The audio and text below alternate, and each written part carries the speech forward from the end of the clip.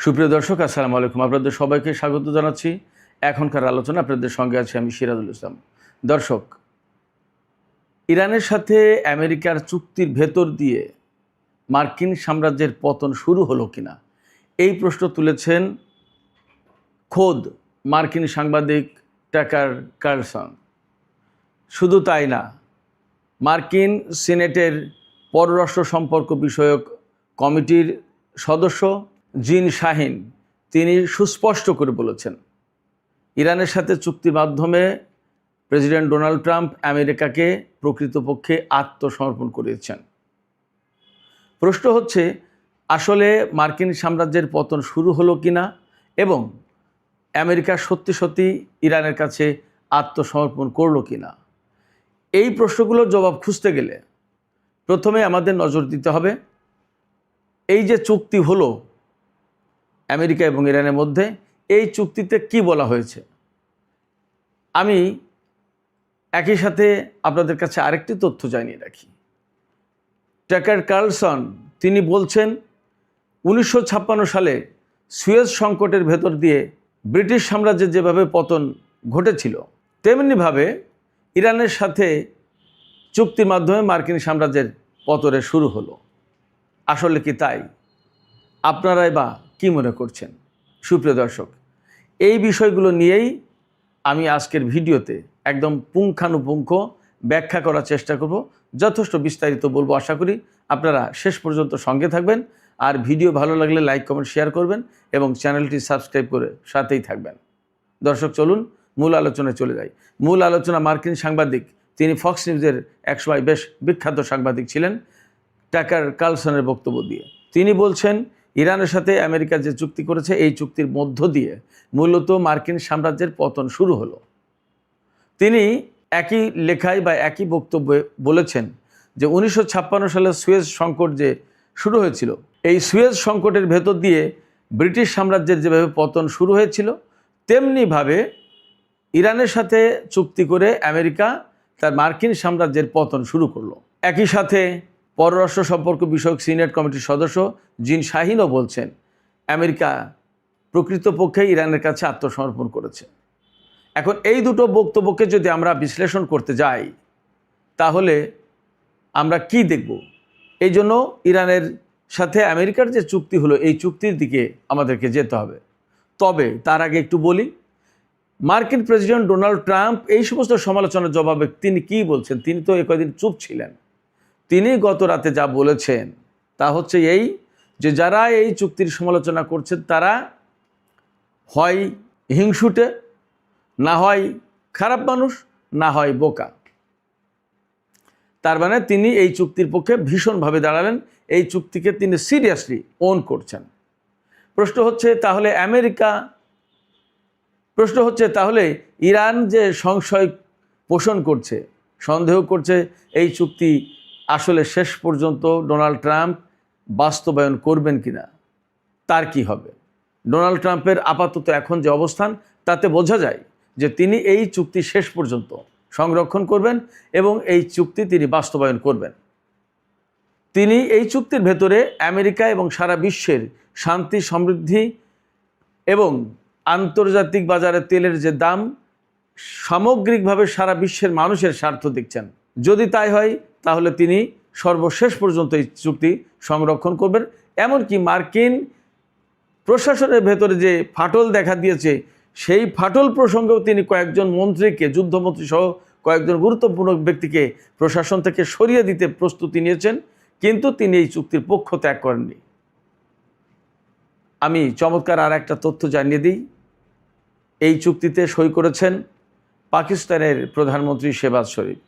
তিনি সই করেছেন এবং তিনি সামাজিক মাধ্যম এক্সে ঘোষণা দিয়েছেন যে মার্কিন প্রেসিডেন্ট ডোনাল্ড ট্রাম্প এবং ইরানের প্রেসিডেন্ট মাসুদ পেজেশকিয়ান এই চুক্তিতে সই করার পর, যখন চুক্তি একেবারে চূড়ান্ত হয়ে গেল, তখন আমি মধ্যস্থতাকারী দেশের প্রধানমন্ত্রী হিসেবে আমি এই চুক্তিতে সই করলাম। আমার অনুমোদন একটা গুরুত্বপূর্ণ বিষয়। সেক্ষেত্রে পাকিস্তান কূটনৈতিকভাবে অনেক অনেক বেশি উপরে চলে গেল। তা নিয়ে আমি পরে দু একদিনের ভেতরে আশা করছি একটা অন্য আলোচনা করব। যাই হোক, এখন আমি মূল আলোচনার আরেকটা দিকে চলে যাচ্ছি। মূল আলোচনা ছিল আমেরিকার সাম্রাজ্যের পতন হচ্ছে কিনা এবং আমেরিকা আসলে আত্মসমর্পণ করলো কিনা। সেখানে টাকার কার্লসন বলছেন যে এই চুক্তির ভেতর দিয়ে সুয়েজ সংকটের পুনরাবৃত্তি হলো, অর্থাৎ সুয়েজ সংকটের মধ্য দিয়ে ব্রিটিশ সাম্রাজ্যের যেমন পতন হয়েছিল আমেরিকারও তাই হতে যাচ্ছে।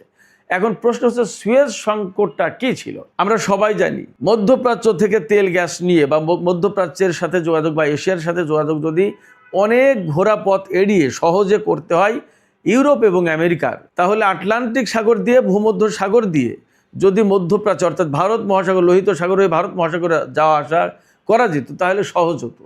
এই জন্য তখন চিন্তা করা হয়েছিল মাঝখানে যে মিশরের ভূখণ্ডটা আছে এই ভূখণ্ডের একটা অংশ যদি বড় ক্যানাল করে খাল কেটে যদি সমুদ্র ভূমধ্য সাগরকে লোহিত সাগরের সাথে যুক্ত করা হয় তাহলে এই চলাচলটা সহজ হয়। মধ্যপ্রাচ্য থেকে যে জাহাজটা বেরিয়ে সুয়েজ খাল দিয়ে আমেরিকায় যায়, যে জাহাজটা 21 দিন লাগে বা 22 দিন লাগে, সেই জাহাজটা সুয়েজ খাল দিয়ে না গিয়ে যদি আফ্রিকার উপকূল ঘুরে যায় তাহলে প্রায় 30 দিনের বেশি লাগে কিংবা তারও বেশি লাগে, অর্থাৎ বিরাট একটা বড় সময়ের গ্যাপ পড়ে। সেই জায়গায় মিশরের ভূখণ্ড কেটে একটা ক্যানেল করে খাল করে যদি দুই সমুদ্রকে ভূমধ্য সাগর এবং লোহিত সাগরকে যদি এক করা হয় তাহলে এই যাতায়াতের পথটা সহজ হয়। সেই অনুযায়ী সুয়েজ খাল কাটা হয়েছিল। সুয়েজ খালের নিয়ন্ত্রণ ছিল মূলত ব্রিটিশ এবং ফরাসি সরকারের হাতে, অর্থাৎ ব্রিটেন এবং ফ্রান্সের হাতে।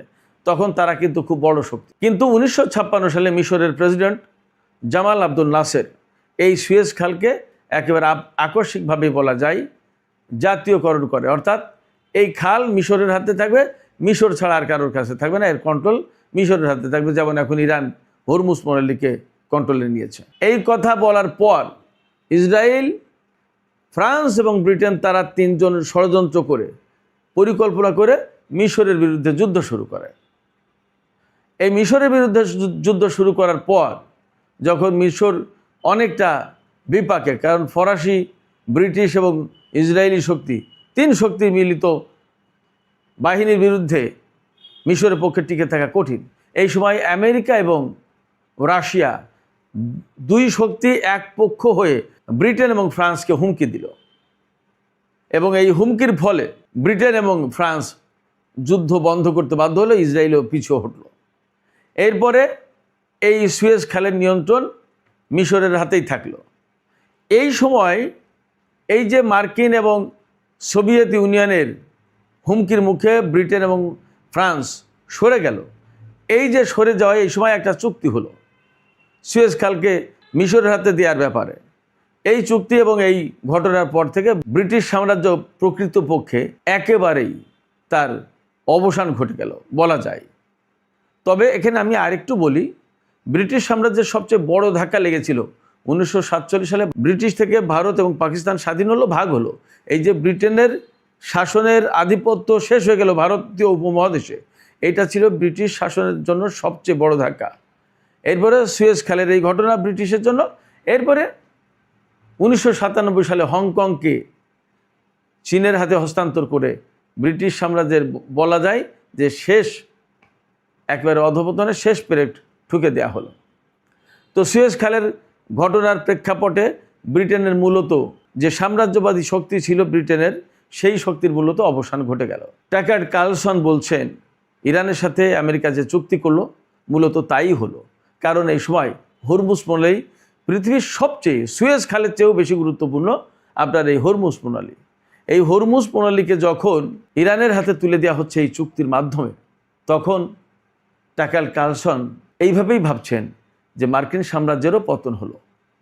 তিনি এই কথা বলছেন আরও কয়েকটা কারণে। এই যে ইরান আমেরিকা যুদ্ধ হলো এবং এখন আমেরিকা মূলত চুক্তির মধ্য দিয়ে এই যুদ্ধ থেকে সরে আসছে, বেঁচে যাচ্ছে, পিছিয়ে আসছে। অথচ এত বছর ধরে মধ্যপ্রাচ্যে এত ঘাঁটি, এত সামরিক শক্তি, এত কিছু, তার কোনো কিছু ইরানের সামনে টিকল না।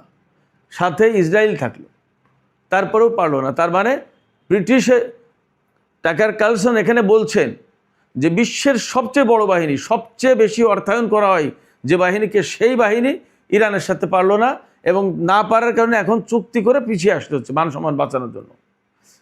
ফলে ইরানের উত্থান ঘটল এবং মার্কিন সাম্রাজ্যের পতন শুরু হলো। একইভাবে জিন শাহিন, সিনেটর জিন শাহিন, তিনিও বলছেন আমেরিকা মূলত এই চুক্তির মাধ্যমে আত্মসমর্পণ করলো ইরানের কাছে। এখন প্রশ্ন হচ্ছে, ইরানের সাথে যে আমেরিকার চুক্তি হলো, এই চুক্তিতে আসলে কি আছে? কয়েকটা শর্ত আমরা এরই মধ্যে বলে ফেলেছি, তারপরে আমি আবার বলি। লেবানন সহ সমস্ত ফ্রন্টে যুদ্ধ বন্ধ করতে হবে। ইরান এই কথা বলেছে, আমেরিকা সেই কথা মেনে নিতে বাধ্য হয়েছে। ইরানের আটকে থাকা অর্থ ছেড়ে দিতে হবে, আমেরিকা মেনে নিয়েছে। হরমুজ প্রণালী ইরানের ব্যবস্থাপনায় চলবে, আমেরিকা মেনে নিয়েছে। ক্ষেপণাস্ত্র প্রযুক্তি নিয়ে, ক্ষেপণাস্ত্র কর্মসূচি নিয়ে কোনো আলোচনা করা যাবে না, আমেরিকা মেনে নিয়েছে। ইরানের তেল থেকে শুরু করে যত পণ্য নিষেধাজ্ঞার আওতায় আছে সমস্ত সব কিছুর উপর থেকে নিষেধাজ্ঞা সরিয়ে নিতে হবে, আমেরিকা মেনে নিয়েছে। এরপরে প্রাথমিক যে চুক্তি, সেই চুক্তিতে পরমাণু নিয়ে কোনো আলোচনা হবে না, আমেরিকা মেনে নিয়েছে। তারপরে পরমাণু নিয়ে যে আলোচনা হবে, সেখানে পরমাণু কর্মসূচি একদম টোটালি বন্ধ করা, এইটা নিয়ে কোনো আলোচনা হবে না। আলোচনা হবে ইউরেনিয়াম সমৃদ্ধ করা যাবে কি যাবে না, কত মাত্রায় করব, এবং সমৃদ্ধ যে ইউরেনিয়াম আছে সেইগুলোর ব্যবস্থা কী হবে, ভবিষ্যৎ কী হবে, এই সমস্ত নিয়ে আলোচনা হবে। শুধু তাই না, এই যে হরমুজ প্রণালীতে আমেরিকা যে নৌ ব্লকেট দিয়ে রেখেছে, সেই নৌ ব্লকেট তুলে নিতে হবে, এটা ইরানের দাবি ছিল। এর সমস্ত সব কিছু আমেরিকা মেনে নিয়েছে। অতএব ইরানের চাওয়া পাওয়া মতো যে এই চুক্তি হচ্ছে অনেকটা বাস্তব। আমেরিকার যে কথা মানছে ইরান, সেটা হচ্ছে যে ইরান কখনো পরমাণু বোমা বানাবে না, তো এটা তো আগে থেকেই বলে আসছিল ইরান। আর চুক্তির মধ্য দিয়ে মূলত হরমুজ প্রণালীকে ইরানের হাতে তুলে দেওয়া হলো। এই যুদ্ধের আগে কিন্তু হরমুজ প্রণালী কন্ট্রোল করতো না ইরান, অথচ যুদ্ধ করে ইরান সেই হরমুজ প্রণালী একদম পুরোপুরি কন্ট্রোলে নিল এবং এখন তার হাতে কন্ট্রোল থেকে যাচ্ছে, চুক্তির মাধ্যমে ইরানের হাতে তুলে দিয়ে যাচ্ছে। এই সমস্ত কারণে মার্কিন সাংবাদিক বলি, সিনেটর বলি, কংগ্রেসের প্রতিনিধি পরিষদের সদস্য বলি, রিপাবলিকানদের অনেকেই বলি, সবাই কিন্তু বলছে যে এই চুক্তির মধ্য দিয়ে মূলত আমেরিকা ইরানের কাছে আত্মসমর্পণ করলো এবং মার্কিন সাম্রাজ্যের পতন হলো। শেষ পর্যায়ে আমি আপনাদেরকে আরও কয়েকটি তথ্য জানাই। এই যে চুক্তি করা হলো, এই চুক্তি কংগ্রেসে তুলে ধরার জন্য মার্কিন পররাষ্ট্রমন্ত্রী মার্কো রুবিওর কাছে চিঠি লিখেছেন কংগ্রেসের পক্ষ থেকে কংগ্রেসম্যানেরা। শুধু তাই না, মার্কিন রিপাবলিকান দলের অনেকেই এই যুদ্ধ এবং এই চুক্তি কোনোটাই আমেরিকার স্বার্থে যায়নি একথাও বলছেন। সব কিছু মিলে একথা আসলে বলার সময় এসেছে যে সম্ভবত এই চুক্তির ভেতর দিয়ে সত্যি মার্কিন সাম্রাজ্যের হয়তো পতনই শুরু হলো। সুপ্রিয় দর্শক, এখনকার আলোচনা এখানেই শেষ করতে চাই। আপনাদের কি মনে হয়, আপনারাও কি মনে করছেন যে আসলে এই চুক্তি, এই যুদ্ধের ভেতর দিয়ে মার্কিন সাম্রাজ্যের পতন শুরু হলো? আপনারা কি মনে করছেন এই চুক্তির মধ্য দিয়ে আমেরিকা মূলত ইরানের কাছে আত্মসমর্পণ করলো? আপনাদের মতামত কমেন্টে জানাতে পারেন। আর ভিডিও ভালো লাগলে আবারও বলি, লাইক, কমেন্ট, শেয়ার করবেন এবং চ্যানেলটি সাবস্ক্রাইব করে সাথেই থাকবেন। আপনাদের সবাইকে অনেক অনেক ধন্যবাদ। আল্লাহ হাফেজ।